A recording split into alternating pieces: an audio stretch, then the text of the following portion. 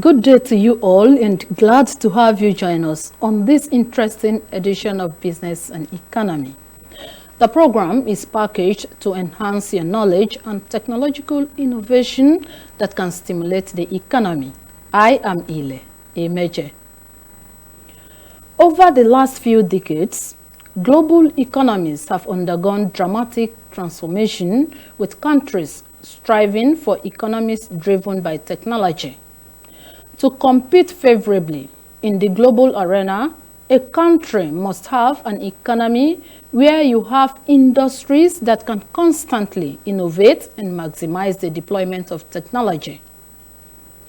Technology represents a positive force that boosts human capabilities as well as expand resources.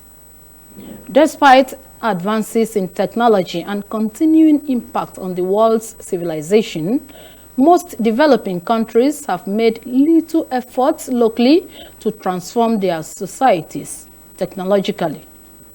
But on the continent of Africa, Rwanda is usually taken as far ahead in imputing technological advancement to strengthen its economy. Here in Nigeria, low institutionalized frameworks have been said to be retarding the country's technological advancement, thereby leading to poor developmental expectations. Although several administrations over the years have tried to roll out policies on developing technological innovation across sectors, the question is, what are the resultant effects on the Nigerian economy? Today on the program, we shall be examining technology innovations, a critique on the Nigerian socio-economic issues. My guest is already here and is an associate professor and the head of Criminology Department of the National Open University of Nigeria, NOUN, Dr. Akoji Ocheja, and he is joining us after the business news to make a critique of technology innovations on the nation's economy. We'll be right back shortly.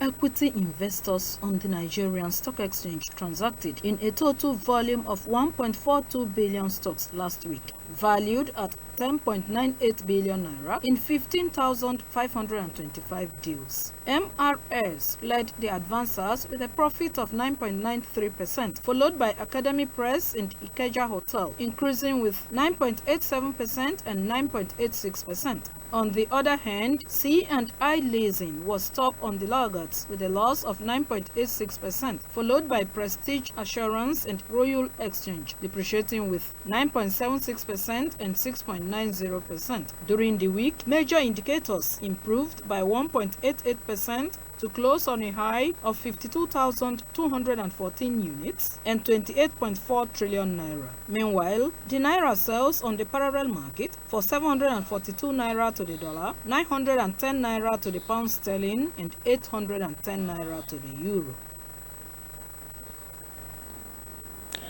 Our guest is an associate professor with the National Open University of Nigeria, NOUN, Dr. Akoji Ocheja.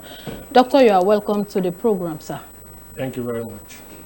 All right, technology innovation has caused a major breakthrough or a disruption in the socio-economic front the world over. How do you agree to this?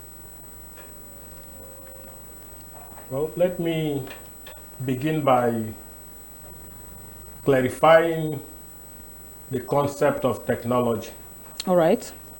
Because there are three various views on technology. When we talk about technology, going down memory lane, the word technology is a combination of two Greek words, techne and logos. Okay. Meaning, techne means anything relating to art, craft, skills, and development. Okay. While logos generally has to do with study. So looking at technology, the word as we have it in English language today actually was first used by Aristotle, where he referred to it as technologia. But as it relates to what we are doing today, some conceive technology as the application of scientific knowledge to practical purposes. Okay. Then the second view of technology relates to machineries, equipment that are used as an offshoot of scientific discoveries. And lastly, some conceive technology as a specialized field of study in the applied sciences. So our concern today is on the application of the scientific knowledge in practical purposes to improve the well-being of man in society. All right. Looking at all these definitions or the angle to which we are taking them, you say there are three aspects of technology. Can we say that technology has caused a major breakthrough or disruption world over, generally speaking? Yes. Technology has brought about a major breakthrough in every continent you try to look at, and in all spheres of life, from health, for instance, or medical sciences. The application of scientific knowledge to medicine or to health sciences, as we look at it today, or as it has become, you discover that so many ailments that used to be terminal in time past, because of the application of scientific knowledge to medicine or to health sciences, you discover that there have been discoveries on how to handle so many of such ailments due to the technological advancements in carrying out laboratory tests. That way you discover what is actually wrong with a particular person and the type of medication that will be specific to that particular ailment. So that is that about health. When you shift to maybe transportation, from air travels to land to sea to train and all of that, you know, we all grew up to meet the story of people going on maybe Hajj, for instance, from Nigeria to Medina or Mecca, that will last for over 3 months on the road. But today, it has been reduced to few hours as a result of the application of scientific knowledge to transportation.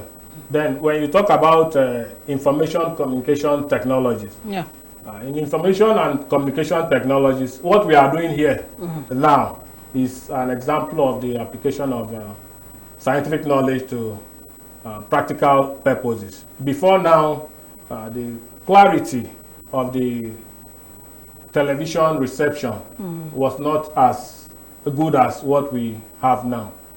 Then what we are doing now at present is we have live streams and all of that. A lot of people can connect to this program from every part of the world. That is an application of technology to information and communication technology.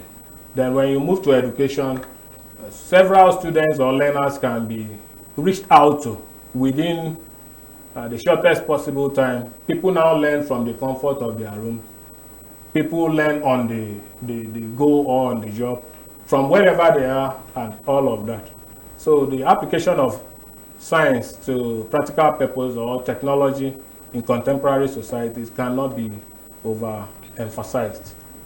All right, coming home now, how well have we, or can you say we have been able to comply as a country with all the technological innovation evolving around the world, especially in the area of education where you belong?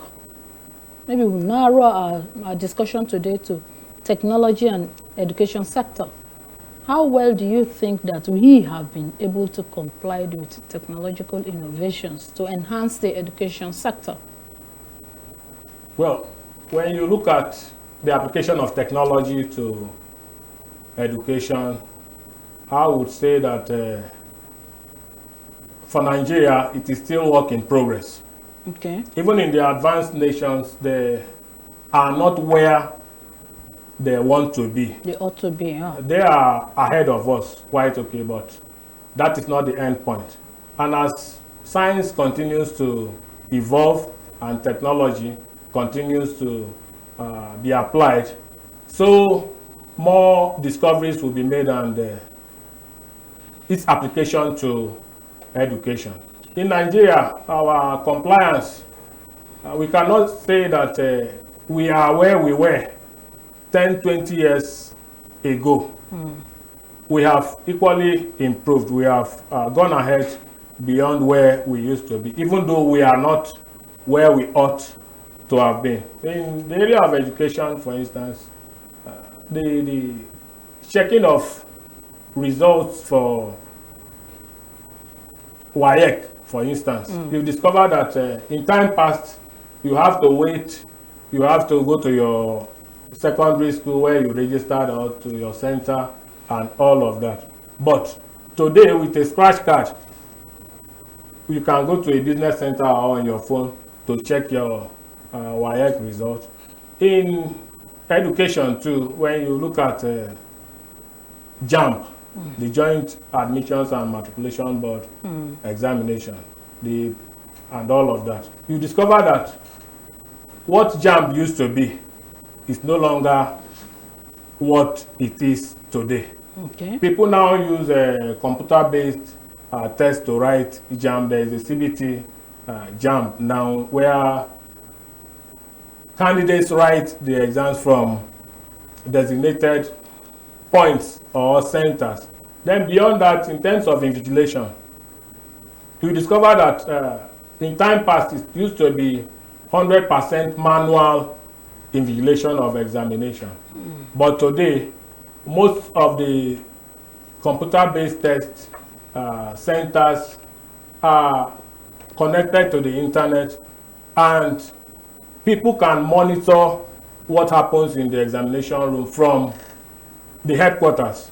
And as such, that reduces, or that has gone a long way to reduce the incidence of examination malpractice. The people equally write beyond the JAMB and WAEC that we have said. At the university level, where we are, the use of technology in education cannot be overemphasized. From the purchase of form, application form, you generate RRL, you purchase your form from the portal, then do your registration, indicate your interest.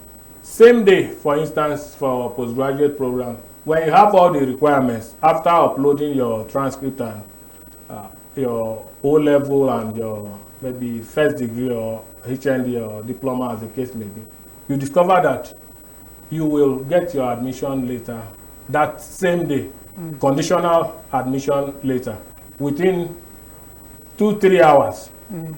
That is an improvement using ICT or technology to leverage on what used to exist in the educational sector. All right. As fine as all this, the effect of technology on the various sectors may look, some persons have also expressed concern that it has caused a lot of disruptions on economies. And their argument is based on the fact that the technological application has taken the jobs that would ordinarily be handled with human beings. How will you react to that? Well, for that, to some extent, it is true.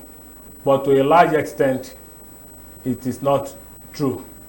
True in the sense that in the interim, in the immediate, you discover that a lot of people could be laid off from their jobs as a result of technological advancement. That happened even right from Europe in the days of the Industrial Revolution. As the case may be. But again, as workers are being laid off as a result of technological advancement, that technology too gives room for more employment. Let's look at the banking sector, for example. Yeah. You discover that when the idea of ATM, the idea of POS, and all of that Mobile came into money transfer and the rest of them. transfer and all of those, you discover that many banks decided to downsize, with the belief or with the reality that fewer number of staff could carry out the needed job expectations in their banking halls or in the banking sector. But again, when you look at the long-term effect, you discover that at every point you go now, somebody somewhere is operating maybe a POS. Then from the comfort of your room, you can make transfer that you would have gone to the bank to queue for several hours. Spend and all time of that. and the rest So of in other words, it saves time, it increases productivity, it has eased the life for people generally. So and as such, that is what the world advocates. Greater number of people having enjoyment as compared to the number of people that are suffering. So in the interim that people will be laid off, but those people can equally pick up jobs in that same technology that has come into existence, because it leads to large-scale production and creation of more and new jobs linked to that new technology. Okay, a quick look at the National Open University of Nigeria. You know that the National Open University of Nigeria is one institution that is established and run by technology. Meanwhile, some education experts have argued on inadequate assessment of students in terms of knowledge and standard when compared with the conventional universities. What is your reaction or your take on this? A lot of people have complained that National Open University, which is established on technology, that you cannot compare the students, like the graduates of National Open University to conventional university. How true is that? Is it true? That can never be true. Although the people that have said that, you will not blame them. Because even me, when I was in the conventional university, I had the same impression. Okay. But until you come close, you will not know what happens in the National Open University. It is completely anchored on technology. Agreed. But when you look at the system of the National Open University, just like I mentioned in terms of acquisition of or purchase of form, it brings about comfortability. From the closest business center, you can generate your RRR to fill your form and get your admission letter instantly. Is that what the people are saying that it is wrong? Which is better? Is it to travel to a university, go to their bursary section, pay, they give you receipt before you go to the officer in charge of forms, who may not even be on seat? Before he gives you the form, you fill and all of that. Then before your form, but here in Open University, everything is done online and instantly you get the result. 24 hours we are working. Even at night, even if it's 12 midnight that your form comes, the person in charge of that unit is always available to attend to you and you get your form. Then, after the acquisition of your form and admission letter, then you go to the study center of your choice for screening. Then when you are screened, then you now pay your school fees from your own wallet. You don't need to go to any bank and all of that. Then your lectures, your timetable, everything is displayed for you online. Then following your timetable with an Android phone or a laptop, once you have data, you get connected and you attend all your lectures, either from your office or from the comfort of your room, or even while traveling or whichever other engagements that you may have that would not allow you to move to the campus or to your study center.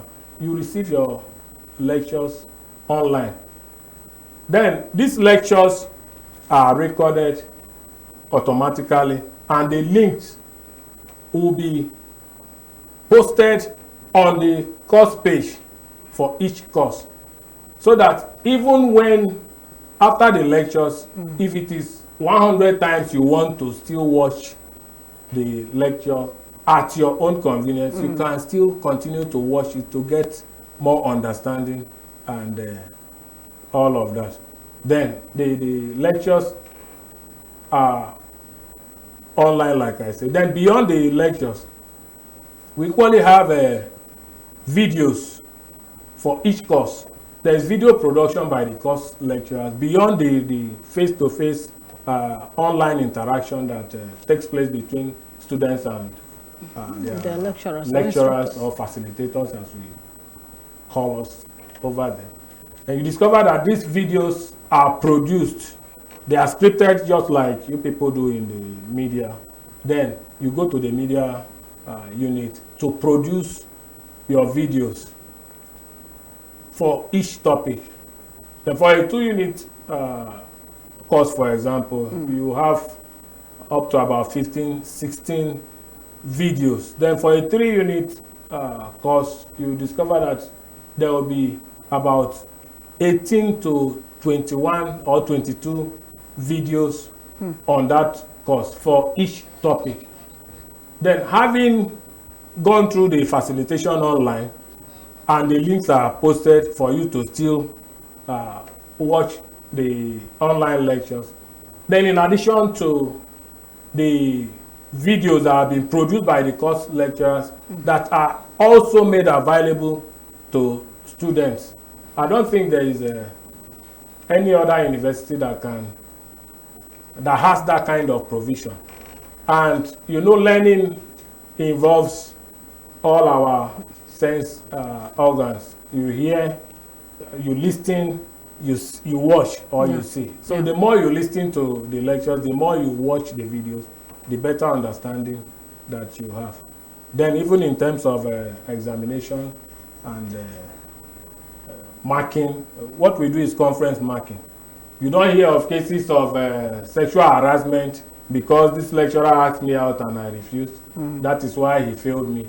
The course lecturer does not even know where the scripts for his course will be marked. That is the marking center that it will go. And he doesn't know the person that will mark. The markers don't know the students that wrote the examination. There are no names, there are just matriculation numbers. So it's as objective as you can think of. So the assessment level is very, very high, and the quality of our students is top-notch. And I don't think there's any other conventional university that can boast of that. Then beyond that, no strikes, no union related issues and all of that. All right, okay, let's take it to governance. You know, governance across the globe now are running on technology. Can you say of Nigeria, our own country, that we are doing well? How do you think we have fared in the area of deployment of technology to governance over the years? Well, like I said, in terms of technology in Nigeria, we are still at the stage of work in progress. Okay. Work in progress in the sense that when you talk about governance, you discover that, yes, to some extent we are using technology. Then for there to be government, there must be election. Yeah. And so it begins from there. So once we cannot get it right using technology as the base for selection, then you begin to expect, or you can imagine what will happen at the level of governance. To some extent, we are using technology, but not fully as expected. Not fully as expected, but we are working in progress. Okay, let's look at a concern expressed by development analysts on the demerits of technology in Nigeria, especially as it has to do with unemployment. You have mentioned that one, but again, a lot of complaint is coming from the activities of cyber crimes and the rest of them. What do you think we can do to improve on this, the demerits? When we look at the demerits, the other side of technology, the problems that is associated with the introduction of technology, what do you think we should do? The idea behind technology is for positive, practical purposes. However, in every society, as it is expected, you always see deviants, people that will contravene the rules and regulations of society or the law of society. But in terms of criminality, we need to be ahead of the criminals. When we want to use technology to track crime, the criminals should not be ahead of the government. What the criminals do is they use advanced technology in committing those crimes. And we as a government or as a nation, we need to equip our law enforcement agents to forestall the incidence of that crime, rather than running after the criminals when they have committed that crime already. In other words, prevention is better than cure. So our technology should be preventive. Okay. In other words, prevention, they say, is better than cure. Our technology should be prevented accordingly. Okay, we'll take a break now and we'll be right back.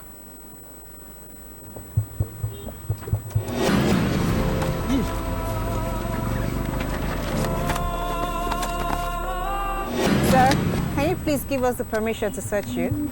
You can go. Is this a movie? If it happened.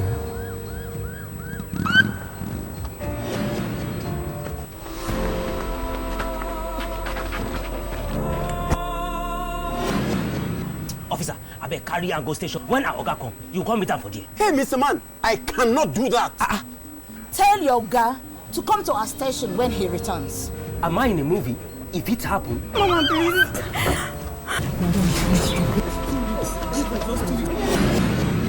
Mama, please. Thank God you're here. Do the needful. Mama, please, just 3 weeks Madam, now. why did you invite us to come help chase your tenant now? This is a civil matter now. Is this a movie? If it happen, If we follow The new police law.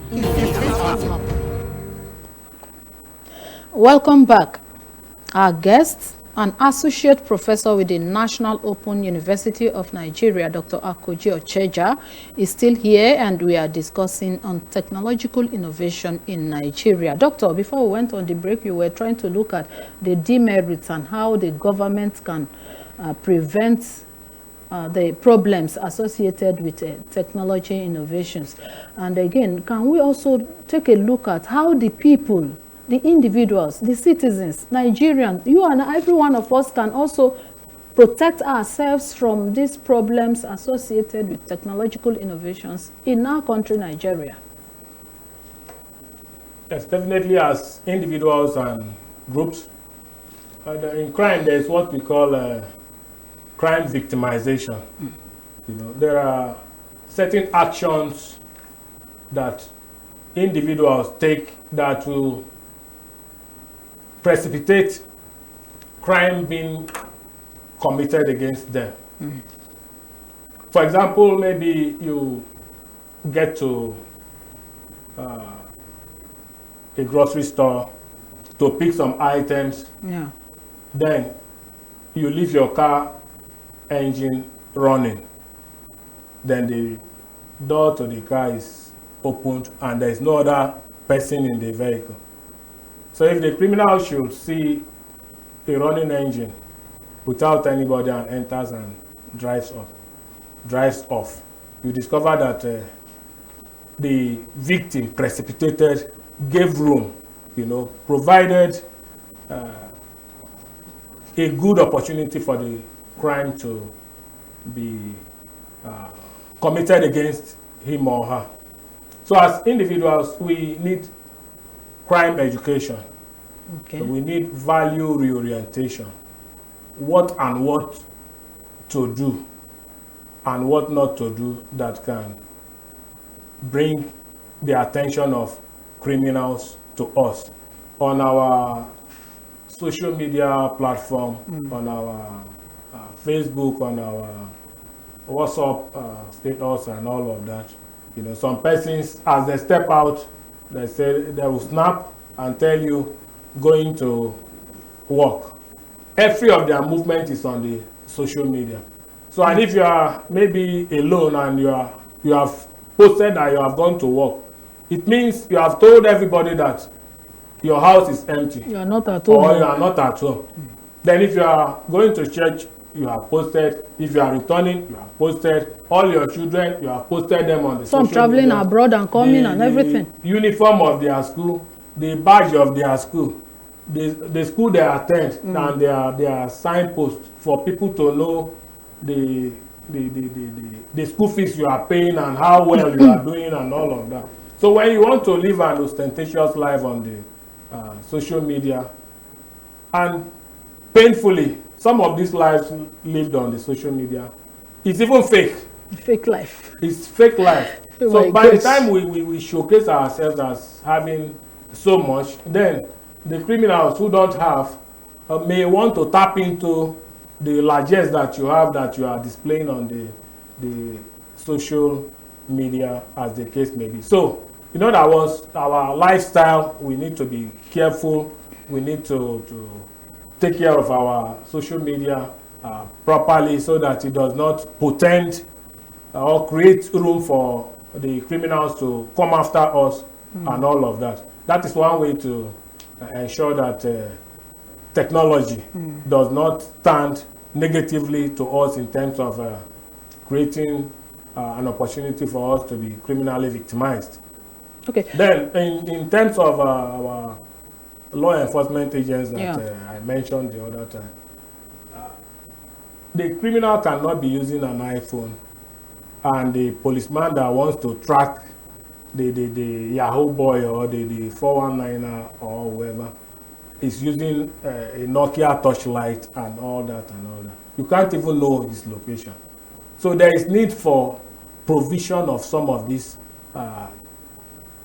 technological equipments for the law enforcement agent, so that when you call, when it will now show the location of that particular person, Okay. they should have trackers and all of that as a preventive measure before the crime is even committed, rather than pursuing the criminal to an unknown destination. Okay. Unemployment in Nigeria is on the rise as we speak.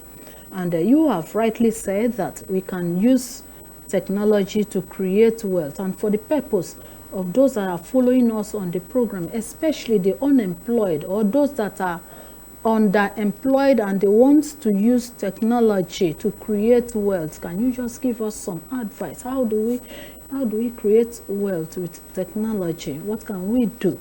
Like you said, some persons are using iPhone, maybe for their personal use. There's nothing wrong with it. Some are using Android phone for their personal use. Meanwhile, they are unemployed. What do you think? What will be your advice to them so that they can create more wealth and improve our standard of living? The technologically advanced nations that we look up to as developing nations, the highest employer of labor there is the private sector. Okay. Individuals, groups, companies, firms and all of that. But in developing nations like Nigeria, the expectation is the opposite, or the reverse is the case, as government is the highest employer of labor. So leveraging on technology, people can create jobs for themselves. You mentioned Android phone and all of that. So rather than posting your pictures, individual pictures and all of that, why don't we post products? Even if you are not the one producing the product, Can even leverage if the you don't value have chain. a place to sell, you can post them. We have bought so many things online Okay. as individuals. Jumia and the rest, Gigi, these are the things that they are leveraging on, and people are buying from them. As individuals, so if you are selling maybe bedspread or blinds, as the case may be, or whichever product, even if it's tomato, even if it's pepper, there are ways to use that Android phone or the iPhone to take beautiful pictures of your product and begin to post on your WhatsApp on daily basis, on your Facebook pages and all of that. Get people to follow you, and every new product that you have, you deliver it and all of that. The technology too, with Uber and other apps that are there, a lot of people have gone into commercial driving, and they are making ends meet one way or the other. All right, now we are all set.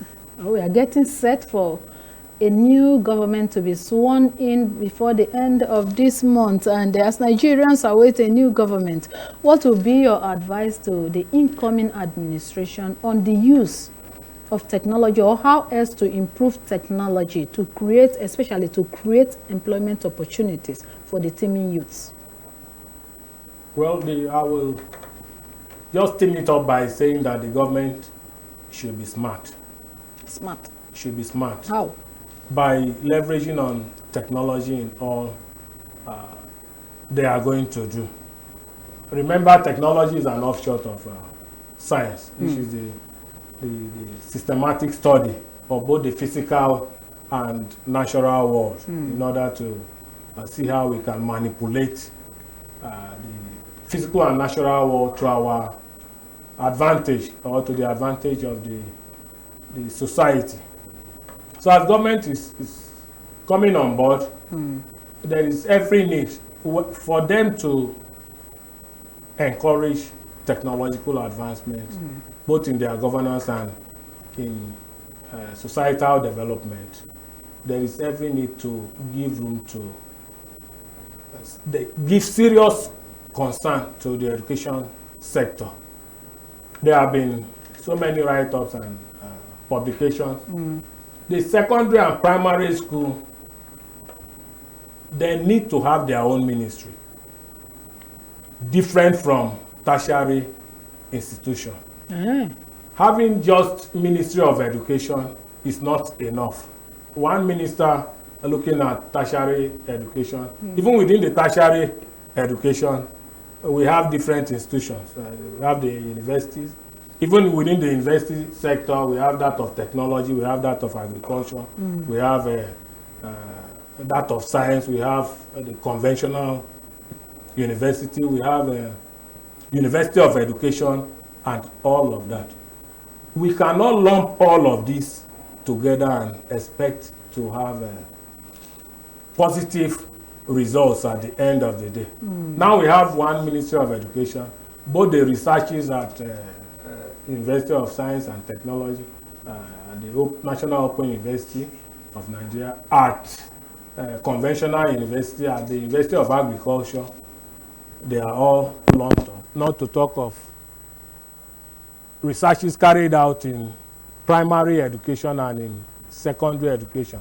Then we have polytechnics, we have monotechnics, we have colleges of education, and all of this within one ministry.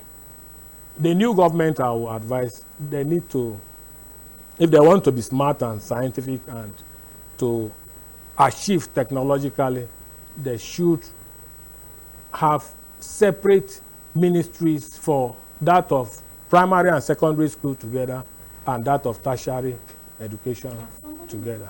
Someone may ask, what will be the responsibilities of this Ministry of Primary and Secondary School? What will be their responsibility? Their responsibility is to take care of the primary and post-primary or secondary school as we have it together as a ministry.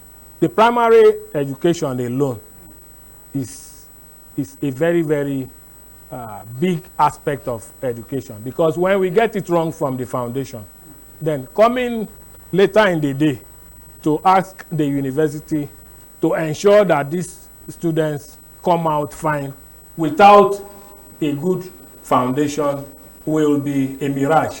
Okay. You cannot achieve that goal at the end of the day. Somebody who has not done integrated science, for instance, very well from the primary school, who didn't do physics, chemistry, biology very well from secondary school, who didn't do technical education at the junior secondary school very well, you are now asking that person to come out as a good engineer, to be a good medical doctor and all of that, or to be a professor at the end of the day.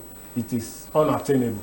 So we need to separate these institutions into different ministries, to have different ministers to actually look at what happens there for a better technological advancement right from the roots. Okay. The incoming administration should be smart enough to separate some ministries. Like he said, the Ministry of Primary School and Secondary School. And with that advice, we have come to the end of today's edition of Business and Economy. The analyst we have been speaking with is an associate professor with the National Open University of Nigeria, and we call it NOUN, Dr. Akoji Ocheja. Doctor, we thank you so much for honoring our invitation. It's my pleasure always. All right. And to you out there, our esteemed viewers and listeners, we appreciate you for your time with us today. Again, ensure to do all you can towards ensuring the unity of our dear country, Nigeria. Have a nice week ahead.